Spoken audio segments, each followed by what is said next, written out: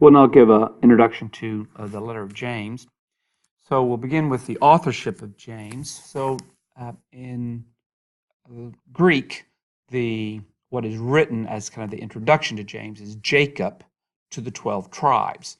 The English word James is kind of an equivalent to this word Jacob.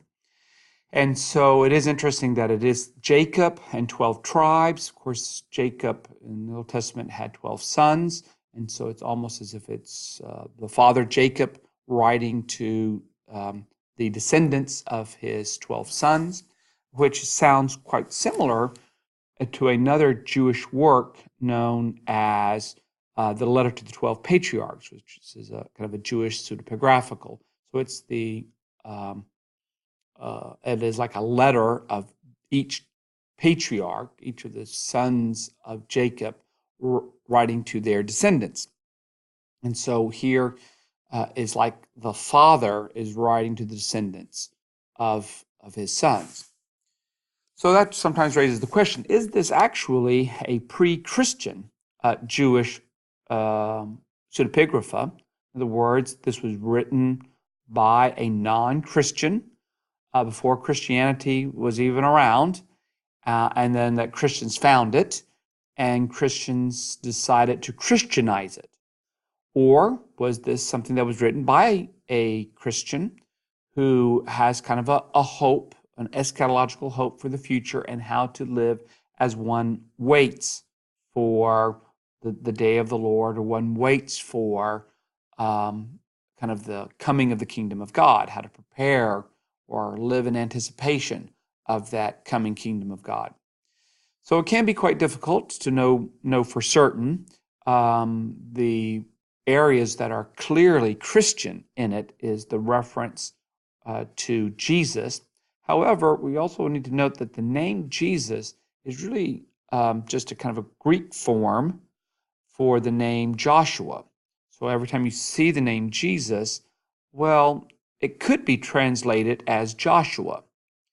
But for the most part, people, I think rightly see that this is a Christian work, and it is kind of taken on as a disciple of Jesus who is now writing to Christians as if they are the kind of the embodiment of the 12 tribes, because they are the true Israel, because they recognize Israel's true king, which is Jesus. So, of course, if you say, well, James, you still have the question about which James. There are several James in the New Testament. We have a James who's one of the 12 disciples of Jesus. We have one who's called James the Younger, who has a mother named Mary. We have James, who has a son named Judas, not Judas Iscariot. We have James, the son of Zebedee, who also has a brother, John, who one of the early disciples. And we have James, who is the brother of Jesus. And so all of these, potentially could be the author of it. But for several reasons, especially since it would be most likely James, the brother of Jesus, the reasons for that is some internal evidence, expressions of Acts, James, and this author. So when you look at James, the brother of Jesus, as he is presented in the book of Acts, and you look at the writings here, you might be able to see some kind of correspondence with some of the things that James says and some of the things that this author says. And there's also external evidence. So Origen, who lived in the early 3rd century, was really one of the first Christians to explicitly reference the book as by James, the Lord's brother. And so for those reasons, it kind of got set in church tradition, Christian tradition, that this was a letter written by the brother of Jesus. This is an interesting photograph here of a kind of a piece of papyri. The P that you see there stands for papyri, so papyrus 20. And what we have here is a portion of James 2, verse 19 through James 3:9. And this is currently housed at Princeton University. So it gives you kind of a feel for a very early manuscript evidence for the existence of this letter. This is a picture of what is sometimes referred to as the James Ossuary. Several years ago, this ossuary, an ossuary is a receptacle that was used in the first century to house bones of the dead. So what would happen is after somebody died, their body would be laid, like in a tomb, and then they would wait for the flesh to decompose, and then a family member, usually it would be a son, who would go in and who would collect the bones, and then they would put the bones of the deceased in some kind of receptacle. Now, not all Jews did this, many Jews did, and depending upon what you had available, depending upon where you put the bones. Sometimes you may not have even used a receptacle. You would just lay the bones with the other bones of other dead people inside the same cave. You could put it in something more modest. Or if you were people of means, then you could construct something like a coffin or these ossuaries in which these bones would be in. Now, what was discovered several years ago, was one of these ossuaries. And this was quite intriguing, this particular ossuary, because written on the side of the ossuary was the words James, the brother of Jesus. So that created a lot of kind of speculation, how unusual it is that someone identifies themselves with, by their brother's name. Of course, it could be Jacob, a brother of Joshua, but and I think it also has father, the son of Joseph. So having those three names, James, Jacob, Jesus, or Joseph, Joshua, and Joseph, having those three has kind of led to the speculation, well, could this be the ossuary of the brother of Jesus? So, of course, others have kind of claimed that, well, it could be a forgery, that someone has tried to create the illusion that this was James's ossuary. And so this is kind of still an ongoing debate within scholarships about the authenticity of this box. So it's quite a curious thing. But if it is authentic, at least if the writing is authentic, it's original to it, then that raises some very interesting questions. Of course, the name Jacob or James and the name Joshua or Jesus and the name Joseph are not unusual names. They're not rare names in the ancient world. But it is unusual to identify oneself in connection to one's brother. And so if it does go back, it can be confirmed that the writing on the side of it was,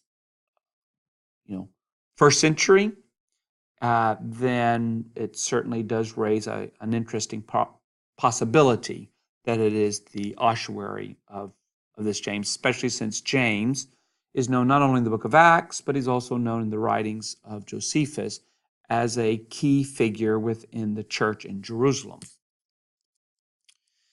So when was this work written? Well, if it is by the brother of Jesus, he was alive, while he was alive, then it would have been written before AD 62. So again, this is based upon a tradition from Josephus, who talks about this James and when this James was martyred, and around this particular period. If it is by a disciple to honor James, in other words, it's an example of pseudepigrapha. In other words, James is now dead, and they want to honor James, or they still want James to influence, to continue on even after his death. Then it's sometime after AD 62, but obviously prior to the time of origin, or prior to the time when we can date that one papyri.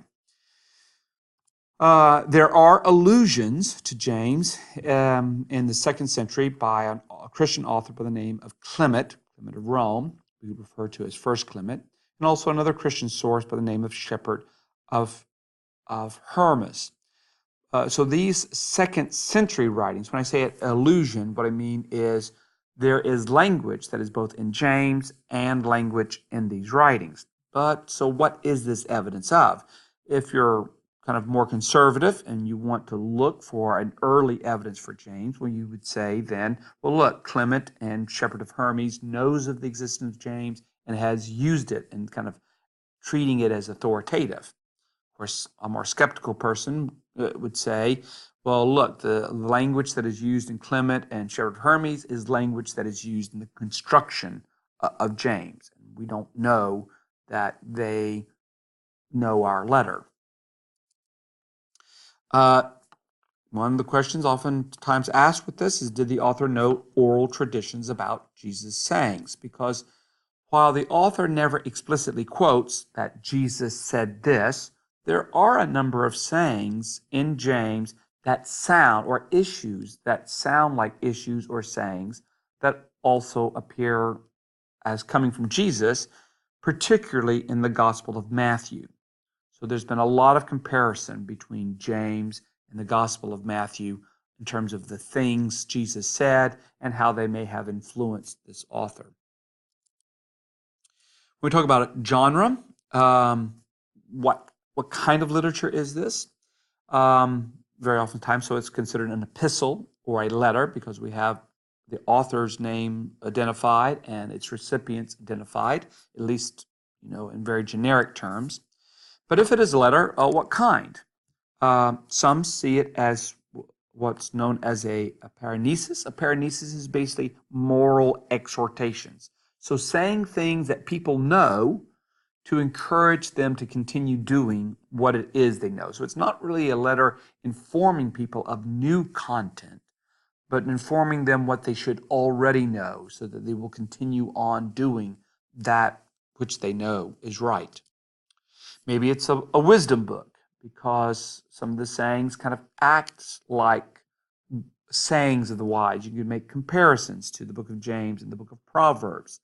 And so this could be like a collection of how to live life in a wise way. So it could be a Christian book of wisdom. Some have thought maybe it's a sermon. And so this is something that could be preached. Although I would have to say it doesn't really feel like a sermon.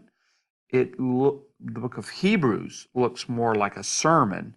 But this one is quite choppy if it is a sermon because it bounces from topic to topic and doesn't have the sense of cohesion as a sermon that is moving through points and moving towards a conclusion. Some see it as a diaspora letter. Of course, the word diaspora means it kind of refers to a scattering, and that this is a letter written to people who are living abroad. They're living outside of the land of Israel. And so maybe this is a letter that is written to Jewish Christians who speak Greek, who are living somewhere in the Roman Empire, and who might still look at James, the brother of Jesus, who was very influential, as authoritative. And now these are the things that James thought were important, the things that James would say to people or teach people. So in kind of living as believers who are faithful to the Christianity that James stood for, live this way. Who his readers are? Well, what does being in the diaspora suggest? Well, maybe it suggests something of being exiled. That maybe for some reason these people had to leave Palestine, had to leave the land of Israel. Why, we don't know. We don't know if they left because they were persecuted as Christians and needed to go somewhere else. So you think of after Stephen's martyrdom in the book of Acts, many Greek-speaking Jews left Jerusalem and went somewhere else. So maybe it's those individuals, or maybe it's Jews who live after the destruction of Jerusalem and feel they need to go someplace safe, and they speak Greek, and they want to get out of the area and go to safer areas.